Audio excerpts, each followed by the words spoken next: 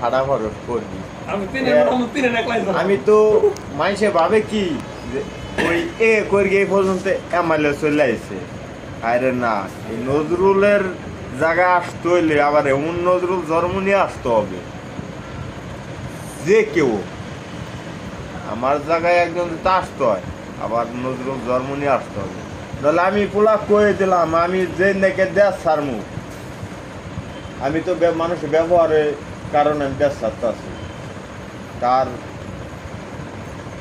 1 মাস পরে কোনে বুঝবে যে নজরুল কি জিনিস আসলে।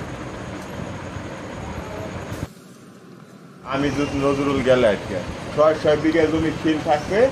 আর এই যে বর্তমানে দেশে যে একটা আবহাওয়া আছে, চাঙ্গা আছে, এই জিনিসও থাকবে না। আমার ওই সাইড কানা হয়ে যাবে, আমার সাইড কানা হয়ে যাবে।